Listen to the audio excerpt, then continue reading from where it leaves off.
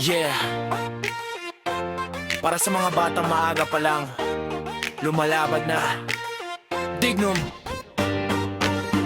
dignidad sa bawat pawis. Let's go.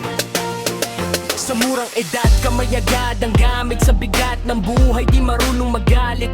Init ng araw, balat ay nasusunog, pero pangarap sa dibdib hindi natutulog. Walang arte, kahit pagod na ang katawan, tiyaga at lakas ang baon sa maghapon. Kahit kulang-kulang, tuloy ang laban para sa pamilya, yan ang dahilan. Digno! Pawis ay dangal, sa bawat hirap may pangarap na tangan. Digno! Tibay ng loob, sa unos ng buhay, di natitinag sa pagsubok. Kahit malakas ang ulan at bagyo, hindi ito hadlang, tuloy-tuloy ang kilos. Putikan man ang daan na tinatahak, bawat hagbang may pag-asang umaangat. Sa sikat ng araw o dilim ng gabi, nagpupunyagi para sa pamilya at sarili. Matyaga, masipag, pusong totoo, pagmamahal sa magulang ang sandigan dito. Pawis ay dangal, sa bawat hirap may pangarap na tangan. Digno! Tibay ng loob, sa unos ng buhay, di natitinag sa pagsubok. Pawis ay dangal, sa bawat hirap may pangarap na tangan. Digno!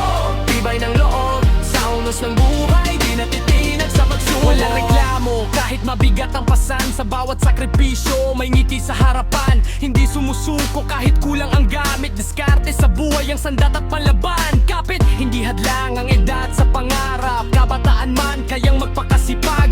Bawat patak ng pawis ay kwento ng dignidad, respeto, digno mang sentro.